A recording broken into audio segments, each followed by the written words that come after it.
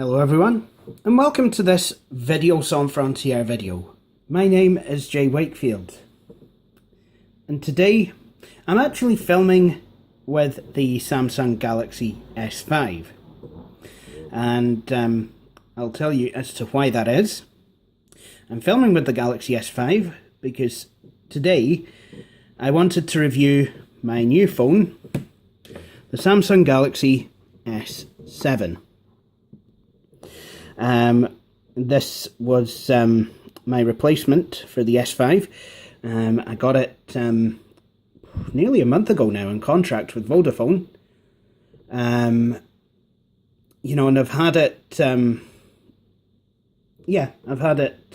coming up for at least 4 weeks.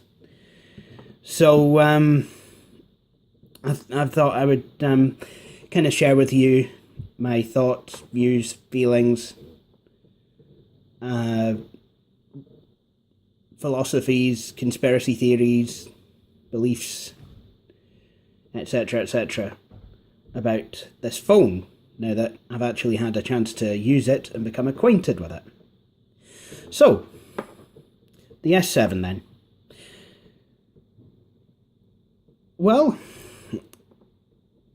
what is it about?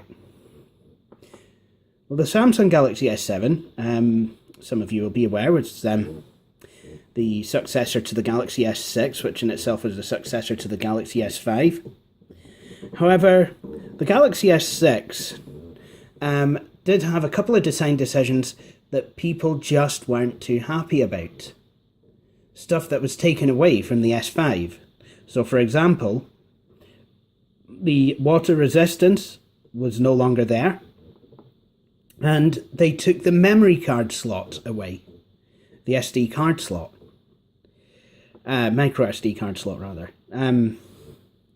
So a lot of people didn't like that, and to be honest, I completely understand.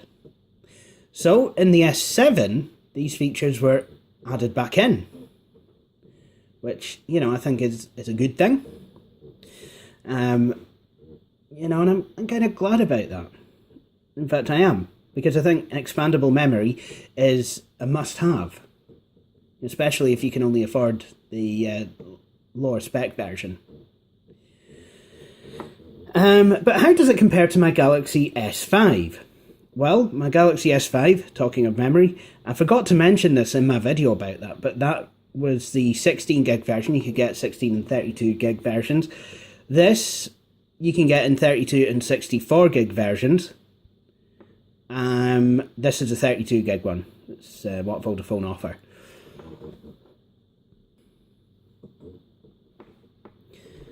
So, yeah, the memory count has been upped as well, and the processor has underwent a nice wee upgrade, and what have you.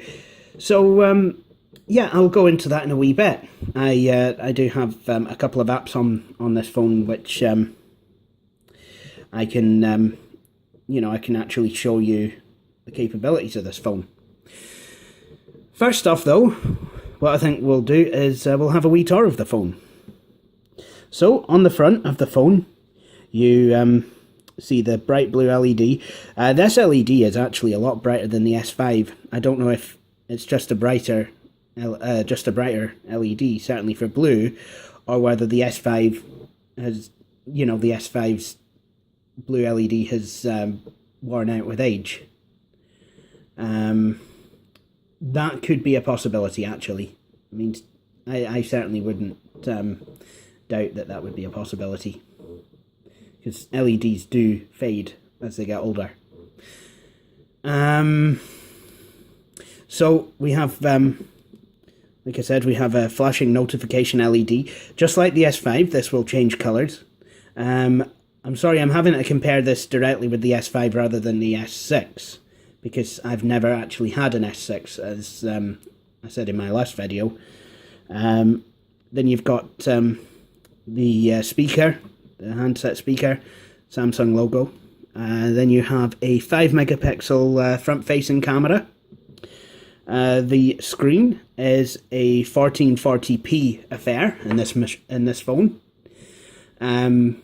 I think that's 4K, which is daft if I'm honest. But hey, I'm not complaining. It's a 1440p screen, and it's AMOLED, as it is with the Galaxy S5. And as with the Galaxy S5, the colour vibrancy that it offers is, well, it's just sublime, really. Then you have the window button, the home key, and the back button. I think that's what you'd call it. You press it and you get to see, you know, the task switcher. Yeah, I think that's what I'm going to call it. On the top, you have the SIM card slot. I mean, that's one thing about the S7. It does not have a removable battery. Which is, you know, I think is a bit of a shame, actually. But, you know, I mean, a lot of phones are going that way. Is it a design decision that I like? No, it's not. But, you know, it just seems to be... I mean, I'm not saying Samsung specifically are copying Apple. To be honest, I'm not even going to get into that. That's just a whole hornet's nest that I just don't even want to go anywhere near. I discussed it a bit in my last video, but yeah. A lot of people seem to be copying Apple's designs. You know, even some of the less favourable ones. So, you know, a lot of phones don't come with expandable memory. A lot of phones now come with sealed batteries. You know, batteries, non-removable batteries. But speaking, you know, speaking of Apple, this phone can do a lot that, you know, it's still not as restrictive as the iPhone. And yep, that is a SIM card slot. You actually kind of put it in like you would on an iPhone. But there is also a memory card slot, and that fits on the same tray as a SIM card. That is a wee bit fiddly, if I'm honest. You know, so if you've, you know, kind of lacking in the fine motor skills department, do prepare to be frustrated. This, I think, is a noise-cancelling microphone. I mean, it's certainly, well, I mean, it's a stereo mic. You'll have seen, like, in some of my videos, like on the Galaxy S5, you know, it does have a stereo mic, so I can come to you from the left. I can come to you from the right. On this side, we have the unlock key, which is also the power button. On the bottom, we have 3.5mm headphone jack. Again, I did their joking chortles about that in my last video, but I'm glad it's got one. It actually comes with a nice pair of earbud headphones, does this phone. The S5 came with ear canal ones. My ears just don't seem to like them. And, you know, as someone who suffered quite frequently with ear infections as a child, I'm not even going to mess about with that. But the ones that came with the S7, absolutely brilliant. So, you know, props to Samsung. Then you've got a micro USB 2.0 cable. This is something that I am left wondering about. I understand Samsung did not want to put a USB Type-C port on this device. You know, a lot of manufacturers don't. You know, to be honest, I mean, that's still in its infancy. You know, and when, you know, when it's been perfected, I'm sure that we will see Samsung Galaxy phones with the USB-C connector, Type-C connector. But the S5 had a USB 3 connector, which would also act as a TV out. So why they've omitted that from this, I don't know. I really don't know. I mean, yes, you can get faster transfer speeds on USB 2 with this phone than you could with USB 2 on the Galaxy S5. But knowing that, it just kind of makes you wonder, well, what could it have done with USB 3? Could it have just been like copying from a really fast hard drive? I don't know. But next to the USB port, I mean, I will say, yes, it's a USB 2 port. A lot of people probably didn't even make use of the USB 3 connectivity in the S5, probably because it came with the USB 2 micro USB 2 to USB 2 cable. So, that is a thing. I think it just kind of probably might have confused more people, so Samsung took it away. I don't know. I'm just speculating now. But I certainly don't think it's a deal breaker. I'm not going to say, well, don't buy the S7 because it's only got a micro USB 2 port. Anyway, next to the USB port, you've got a speaker. And somewhere there's a microphone. Oh yeah, it's between the speaker and the USB port. Right. On the left side, we've got a volume rocker. And you might be wondering, about the cheap plasticky design around the edge of the phone. Don't worry, this is a case. This phone is all kind of metal and glass. This is a cheap case. It's got loads of fingerprint scratches and what have you. But it does show the phone, below, and hopefully that, we'll get to see that. Hopefully, as time goes by, if I do want to take the phone out of the case, it should be pristine underneath. On the rear of the phone, we have a 12 megapixel camera that will do 1440p video. You've got geotagging, face detection, HDR, tracking autofocus, video stabilization, and all that good stuff. Yes, the Galaxy S5 had a 16 megapixel camera, whereas this only has a 12. This, however, has dual pixel technology. Now, please bear with me here. I'm going to try and explain it. What that is you have a set of pixels for the actual photograph, and a set of pixels for adjusting the focus. So it basically optimizes the focus so that you can get the best, most crisp image that you can. And you might be wondering, well, does it work? And I have to say, yes, it does. I've had some amazing photographs out of this phone. So, this phone, well, it's really taught me just how unimportant the megapixel rating of a given sensor is. I mean, I should have known that already. I mean, I did. I mean, I've seen, you get, let's say, for example, an 8 megapixel camera.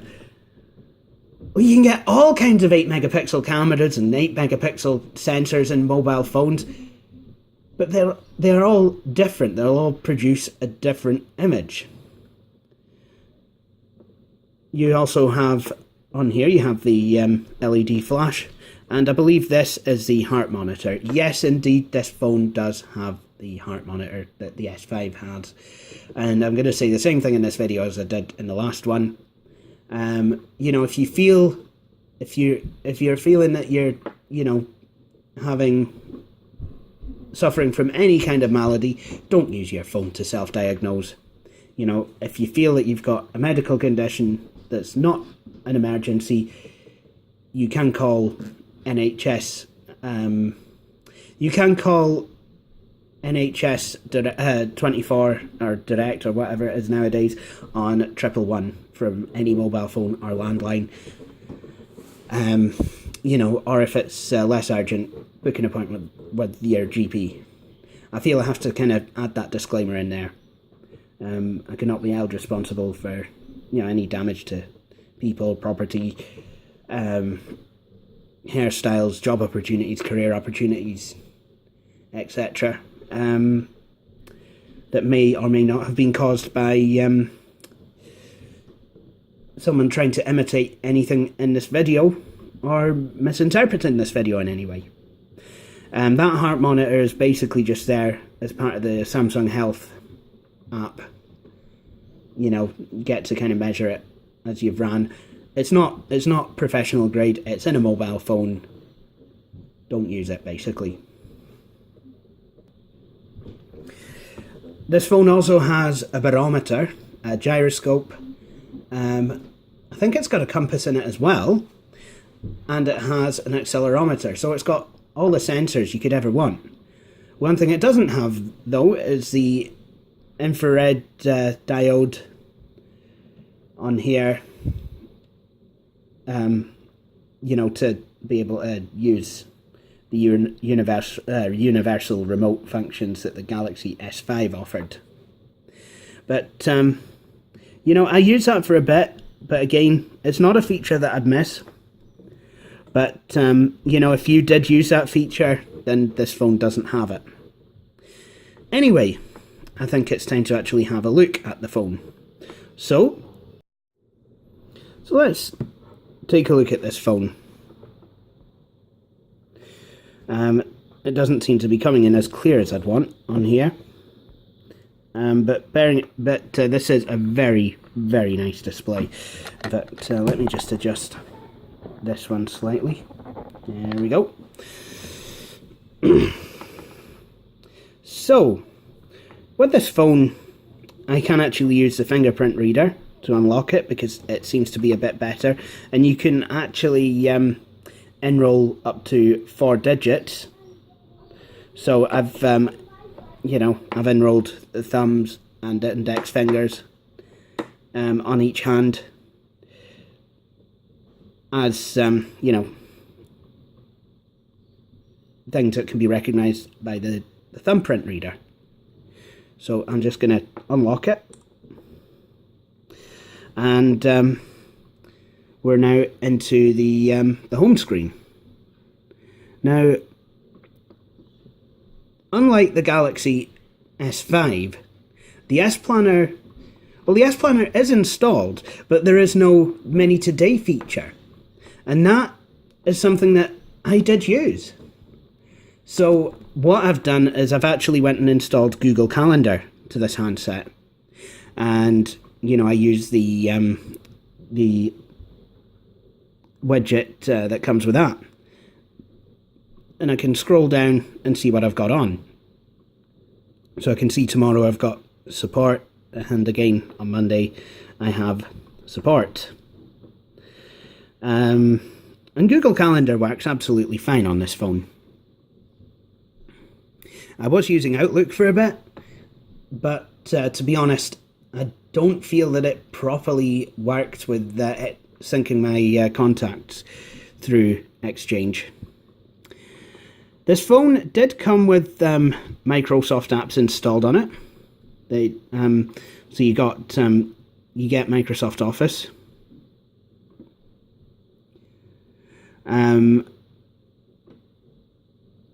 You know, and then you've got Word, Excel, and PowerPoint. Now, I can't remember whether this is PowerPoint or just kind of PowerPoint Viewer. But as you can see, it's configuring Office. This phone seems to, I mean, on the video, the phone really doesn't look like it's got a vibrant screen at all, but it does. Start using PowerPoint. Oh, it looks like I can. I can make a PowerPoint presentation on the go, and look at all these slide templates you get off the bat. That's brilliant. So if you need to make a presentation, you're on the way to the meeting, you've realised that you've not made the presentation, you can actually do it on your mobile phone. Isn't that nice?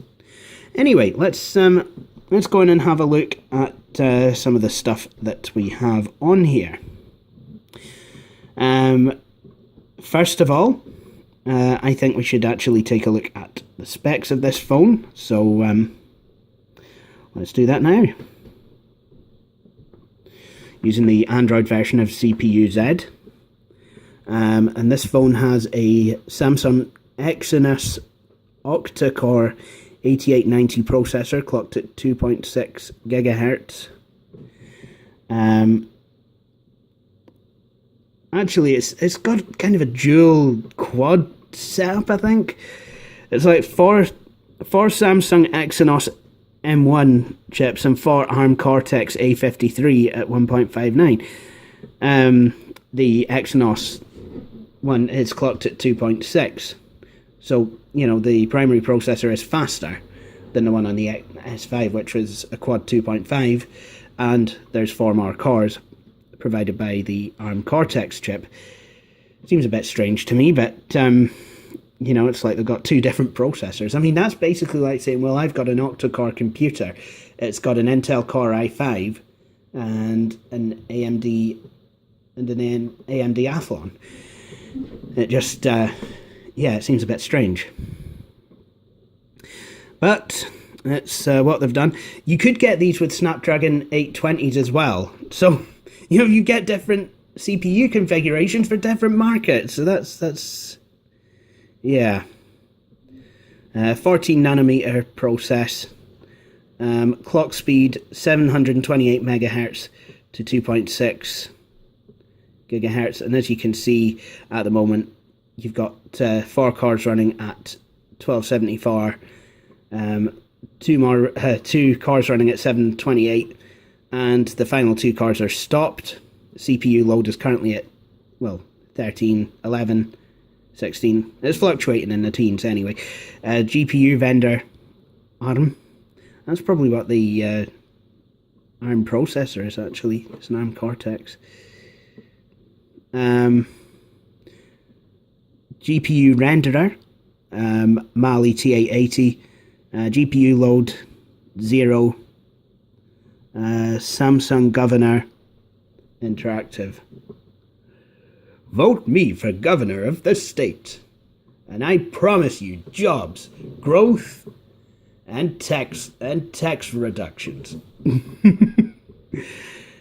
So the device itself, Samsung Galaxy S7 SMG 930F. Brand Samsung. Who'd have thunk it? Board Universal 8990. Hardware Samsung Exynos 8990. Screen size 5.1 inches. Screen resolution 1440 by 2560 pixels. With a 575 dot per inch density. Dimensions. I don't need to do this video. I can just basically have CPUs that do it for me. It's 69.6 by 142.4 by 7.9 millimeters. Weight 152 grams.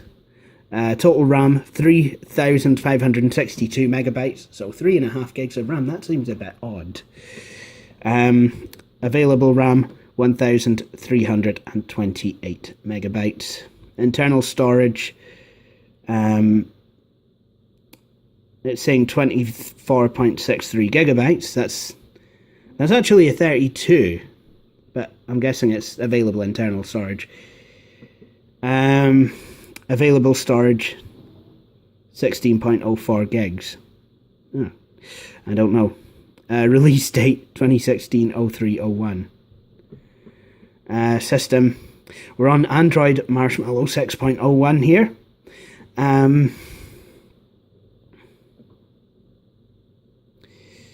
Yep. And the battery is a 3000 milliamp hour battery. The Samsung Galaxy S5 was a 2800, something along the lines. But this battery is really good. The battery's sitting at 30 degrees as well. This battery is really good, actually. I must admit. I do get quite a good life out of it. And the fast charge is brilliant for if you're in an emergency. But it's probably a good idea to kill it if you're not actually using it. No, it's a good idea to kill it every once in a while and do a full charge. Because, you know, the quick charge probably will shorten the life of the battery eventually. Thermal. We seem to be on pretty good thermal temps. Highest, you know, anything from 30.2 to 35.0. So that's, you know, that's good. That's good. Sensors, yeah, we've already discussed. It's got an accelerometer, gyroscope, magnetic sensor, uncalibrated magnetic sensor, barometer, proximity, RGB IR sensor. Maybe it does have that. Samsung step detector sensor. Yeah, I forgot about that. I mean, that's something that was on the S5 as well. It does have a pedometer on it. Which is kind of useful, actually, especially for playing games like Pokemon Go, where you actually need to walk a certain distance to be able to hatch a Pokemon egg. Samsung significant motion sensor, grip sensor, rotation vector, game rotation vector, tilt detector, pickup gesture, screen orientation sensor, gravity sensor, linear acceleration sensor. And, you know, there is GPS on here as well. Obviously, smartphone without GPS nowadays, I would be very, very worried and at least a tiny bit suspicious. Anyway, so I've shown you the magnifier on here. It's very good. Now I want to show you the text message font size. So what I've done is I've brought up a message that Vodafone sent me. That's who I'm with, by the way. I'm with Vodafone. You know, I've sent a message. No, they've sent me a message, and I can show you how my text size is set. That is pretty large. It obviously doesn't come set that large by default, but I can use the volume keys to scale the font up and down. And that is the largest it will go. That's pretty good. That coupled with the magnifier, yeah, I mean, this really, I mean, this is why I went Samsung, because the accessibility features were brilliant, and they've gotten even better. So, let's hypothesize you're typing a new text message, but you can't really see the keyboard. Well, what you can do is you can actually go down and use high contrast keys. So now we have a black on yellow keyboard. This is good, but what I would suggest is that Samsung should maybe implement a setting whereby you could change that color, because actually I found black on yellow very difficult to see.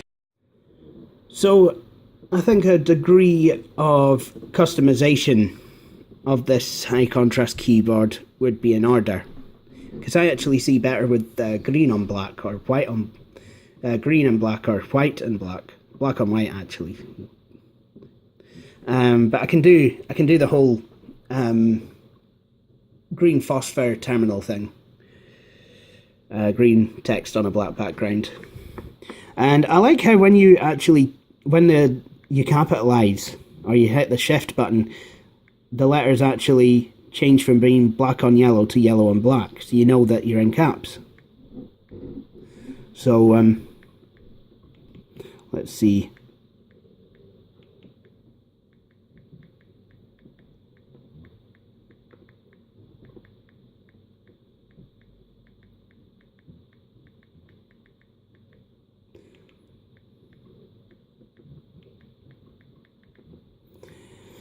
Excellent.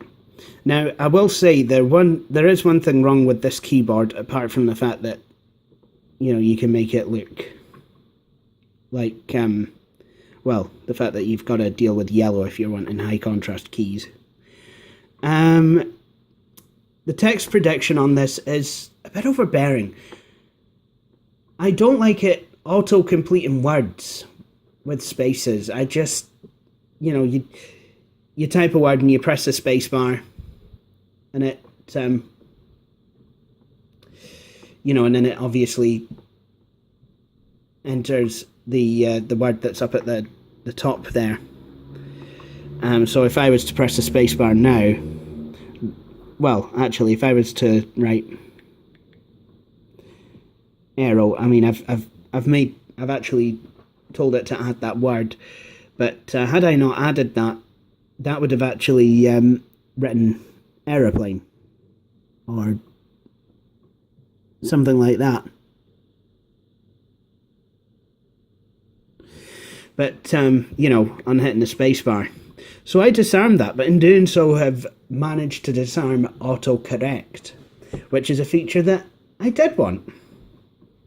So I think some bugs need to be worked out there. Anyway, let's have a look at some of the other accessibility features.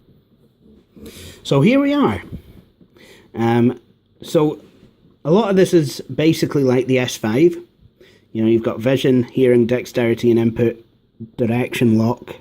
So unlock the screen by swiping in a series of directions instead of swiping up the way.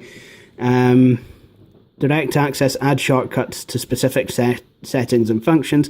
Notification reminder. Answering and ending calls. So you can basically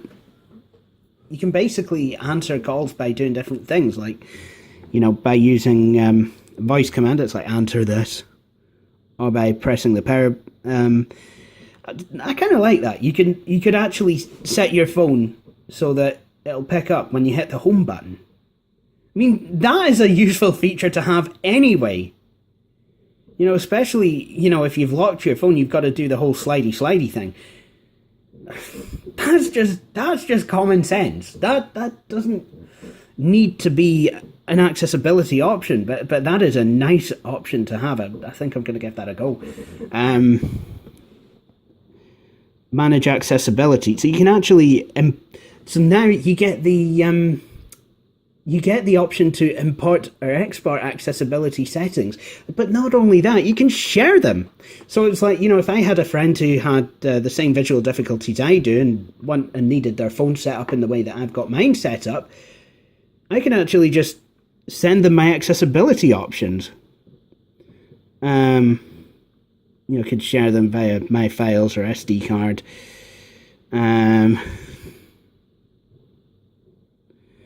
But yeah, I'm wondering.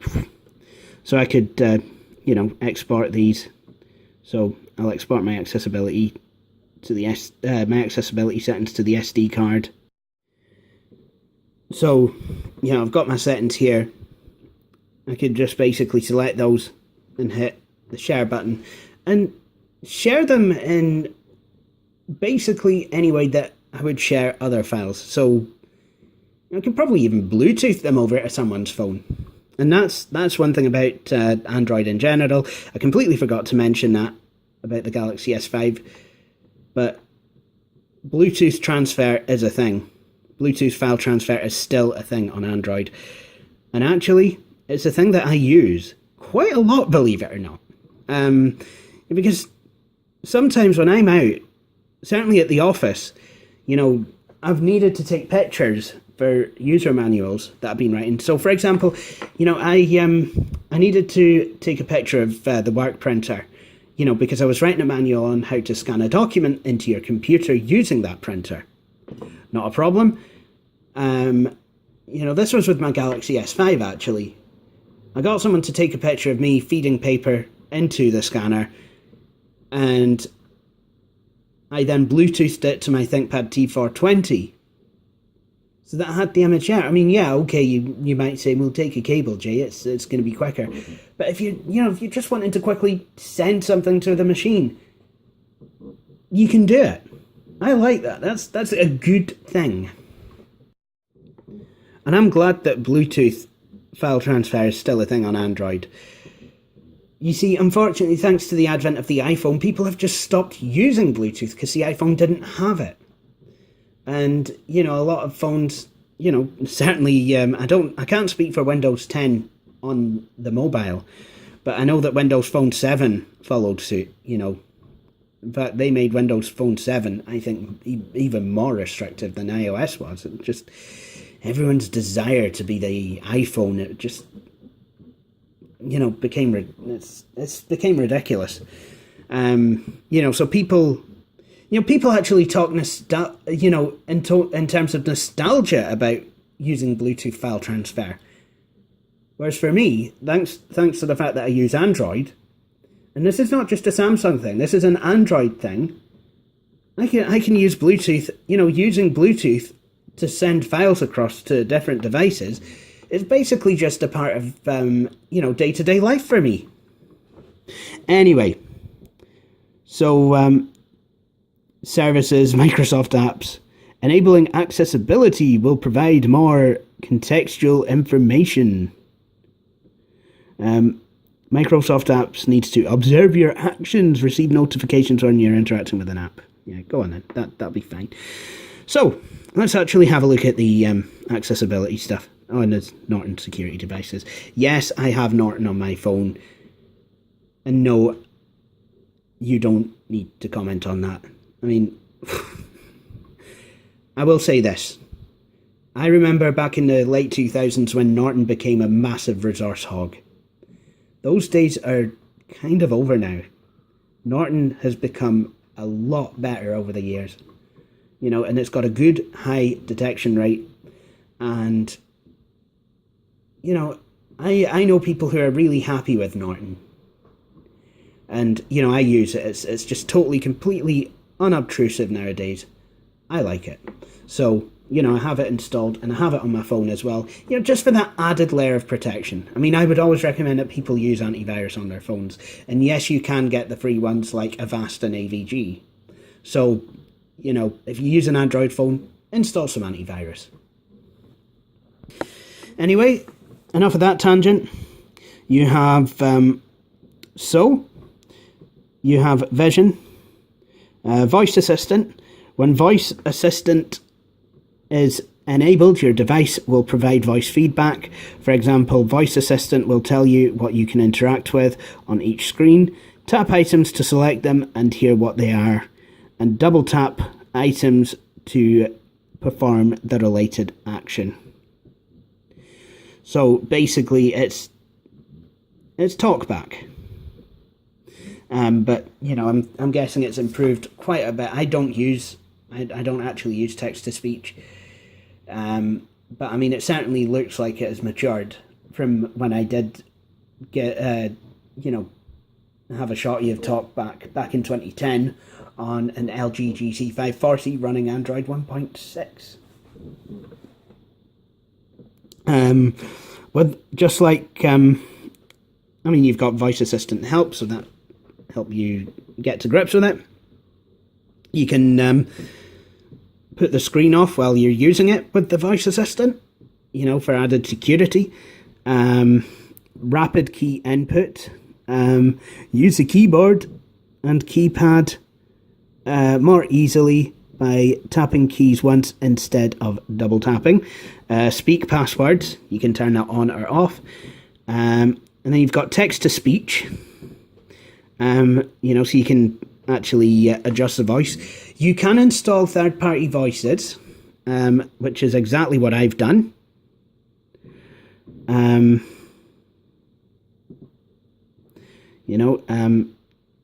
So let's I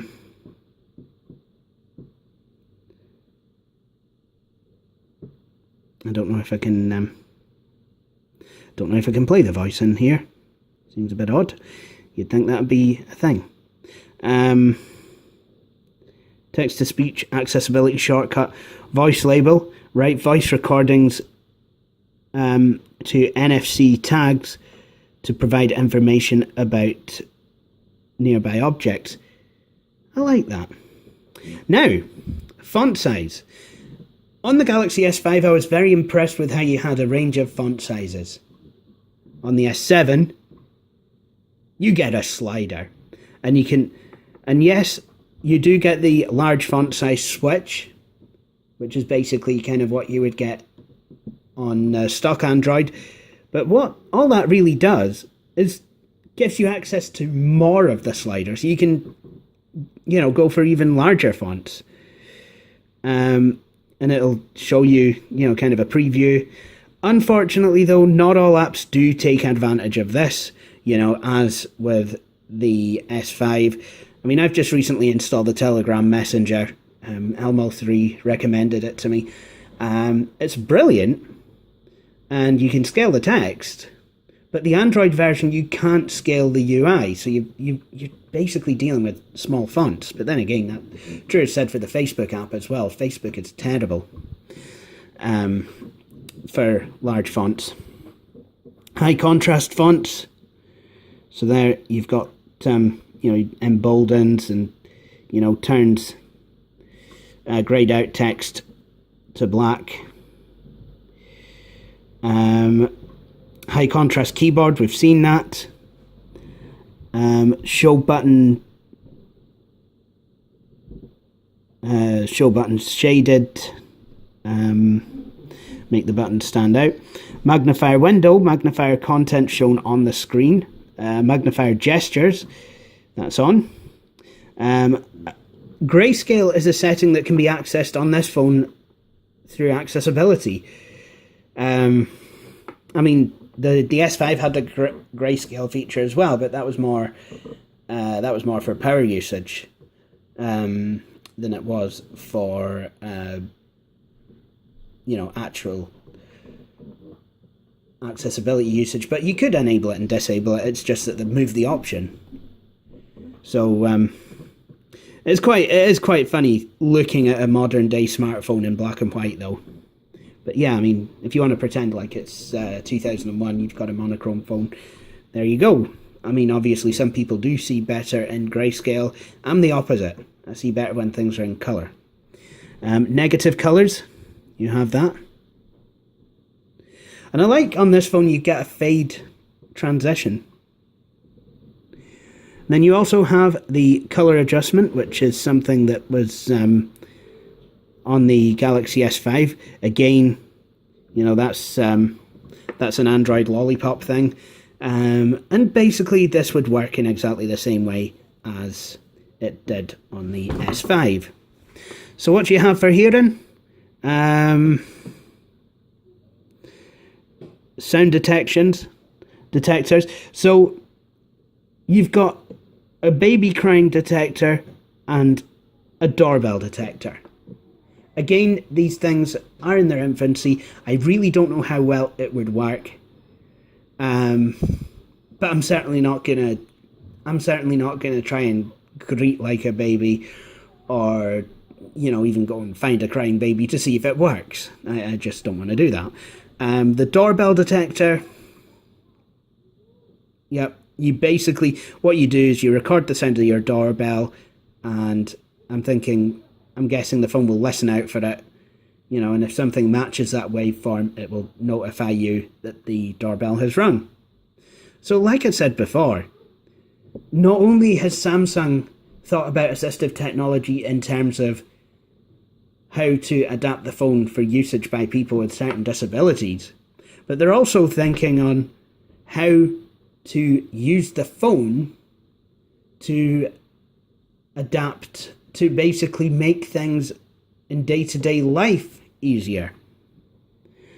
So that's good.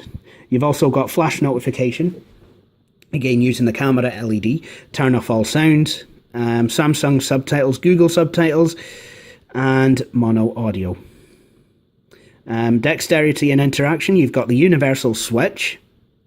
Assistant menu, enable functions to improve device accessibility for users with reduced dexterity.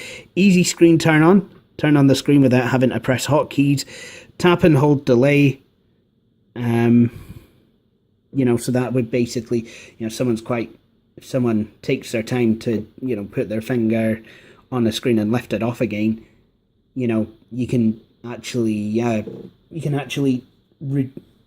increase the phone's detection of a tap and hold action, because to some people could be a tap. Interaction control customizes the touch interaction area, hotkey functions, and the keyboard. A universal switch is quite an interesting thing, and it was on the S5, but I feel on this phone it's a lot better. So I want to show you that. So I'm quickly going to set it up off camera, and then we'll take a wee look. Okay, so we have the universal switch, and what this is doing, you probably might see a blue line going up and down the screen. And basically the way this works, it's a lot like Stephen Hawking's computer. It's kind of a switch interface.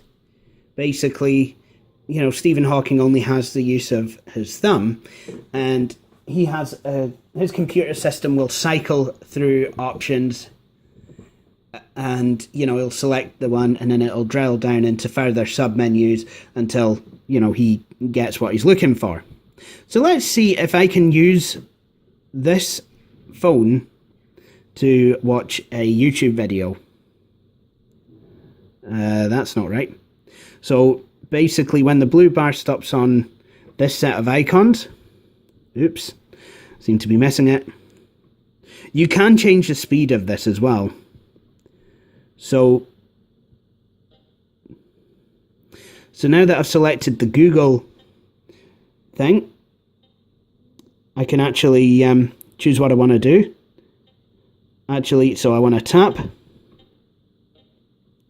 So there we go. Now I want to go into YouTube. So I'll select that line.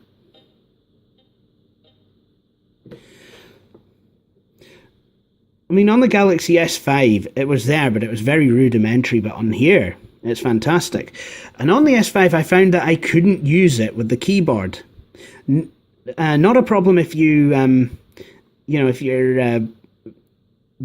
you have verbal skills, but for those who are pre-verbal, that might be a problem.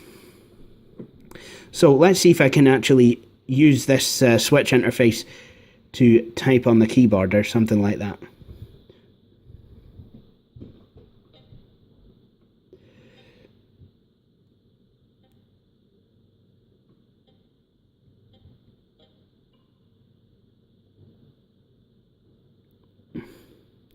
Oh wow, it looks like I'm able to type.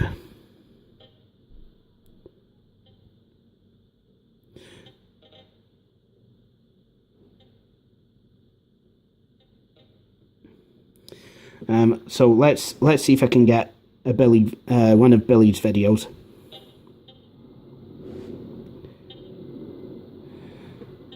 I thought I'd selected tap. This would obviously take quite some time, but you know, this is where the oops. I don't want T, do I? I want to, so I'll delete that.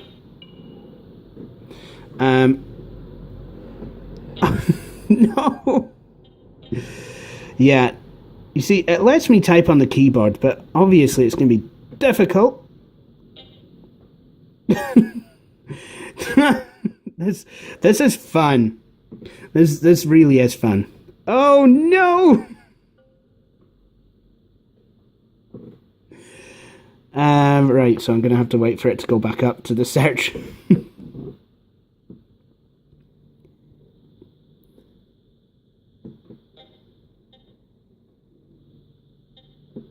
Now, a lot of you might be thinking, but Jay, I don't need accessibility on my phone. Why are you even taking time to look at this? Well, first of all, that's kind of where my expertise is in assistive technology. And to be honest, this is what, and you know, this is why I bought the Samsung.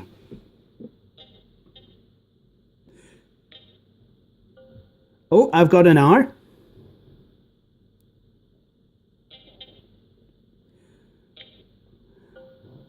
So I've typed some more letters, and I think what I can do now is I can see Road Geek Packard Bell, so I think we'll use that as a way into Billy's channel.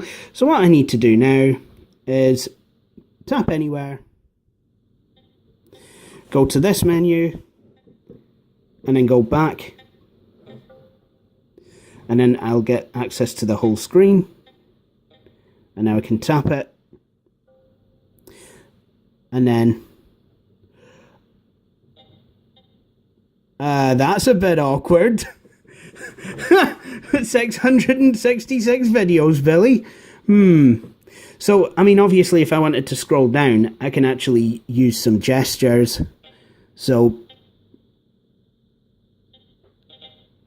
I can actually I'll select the swipe up.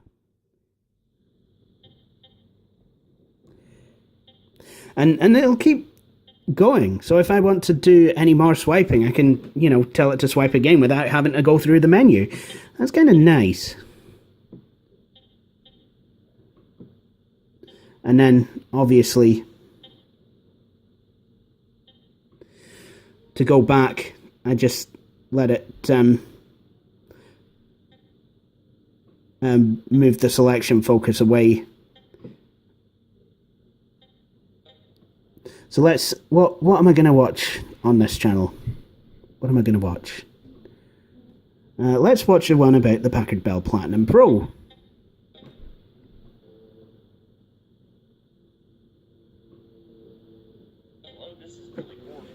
And we're on one of Billy's videos. Let's see if I can... Tuesday, August the 2nd of 2016, and this is going to be a real quick off-the-cuff video.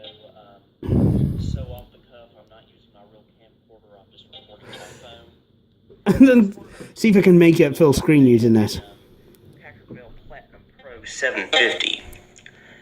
I've done something kind of, interesting with it.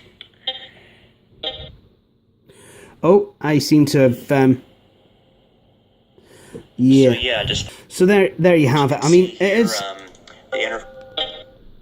is in its infancy still, but it has improved loads since the Galaxy S5 was king. And I was able to just kind of disable that by using triple tap. So what I'm going to do now is I'm going to go to accessibility. Excuse me, I'm going to go back there and we're going to kill it because, you know, I don't need that. But, I mean, there's other ways that you can actually enhance the accessibility of your Samsung Galaxy S7, including using custom switches. And that is brilliant, because if you've got switches, you can actually, you know, I'm guessing they would probably plug into the, you know, the USB port on your phone. So, you know, basically you get a USB on the go adapter, and then you would use that. You would use that then to plug the switch into your phone, and then you'd obviously set it up using Universal Switch. So yeah, I really, really like what Samsung have done. They've really gone above and beyond. And, you know, I'm showing this not because I want to say how good Samsung is and aren't I a clever boy for buying the right phone, and it's nice to be validated, don't get me wrong, but you know, I'm showing this in the hope that other Android manufacturers follow suit. And, you know, I'm showing the innovation of it rather than the fact that it's a Samsung thing. You know, I mean, it's you know, it's getting there as Android. But I think the additions that Samsung have given to Android's accessibility features, you know, the way they fleshed it out on TouchWiz, I just think that is absolutely brilliant. You know, there was a time when I used to hate TouchWiz, but to be honest, those days are gone. I don't hate it anymore. I think it's brilliant. It can be a bit clunky at times, don't get me wrong, and I think they could do with optimizing it a bit, you know. Certainly the 2-year slowdown thing, you know, even after resetting your phone to factory defaults and, you know, starting again, it gets a bit slow. You know, that could be an annoying problem. That aside, I do very much like TouchWiz, and, you know, having used the Galaxy S5, it's been, you know, nice and usable over those 2 years. You know, only recently starting to become a bit aged. I think a Samsung phone isn't as bad of a thing as you might think it is. Galaxy Note 7 battery problems aside. Anyway, so that is a Galaxy S7. I really do like it. You know, I think the camera is good. I think the speaker is amazing. I mean, you heard how loud it was able to go with Billy's video. And, you know, the microphone in this phone is a lot better as well. So that is something they have fixed with the S5. So, I mean, that is one thing that people do seem to forget. You know, smartphones can do everything. But a lot of smartphones have forgotten along the way how to be a phone. This phone can be a phone because it has a good microphone and a good speaker. You know, plus obviously you've got the hands-free stuff. You've got high definition calling or whatever it's called. You know, which makes people sound as clear as anything. The S5 had that as well. You know, it really is dependent on your signal, which around here, my signal is not the best. So it'll work for a bit and then it'll just go back to regular call quality. But all that said, you know, I love it. I think it's a fantastic handset. Would I recommend that you go out and buy one? Yes, if you can afford it. I mean, it's a flagship phone. It's still a popular phone. Hopefully the prices will start coming down, you know, once the Note 7's battery problems start getting ironed out, you know, and that becomes more popular. But you know, really don't hold your breath. I mean, a lot of networks really, they won't give you as good of a deal if you get a Galaxy S7 as they would if you got another type of smartphone, because, you know, it is, you know, a sought after device. And as well it might be. Unfortunately, you couldn't get it in blue. I'm a wee bit disappointed because Samsung have made some of the most beautiful blue phones. I draw your attention to something like the S3. And even the blue back on the S5 is nice.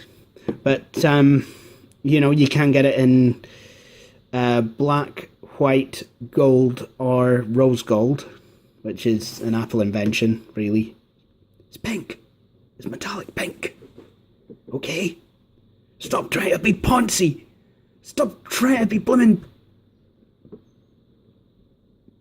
Yeah. Stop trying to be ostentatious. Anyway. So that is the Galaxy Note 7. No, it isn't. That is a Galaxy S7. I hope you've enjoyed this video. If you have, please feel free to subscribe, like Videos on Frontier on Facebook, and follow me on Twitter. But for the meantime, I would thank you all for watching, and please do feel free to join me on my next video. Judy, bye!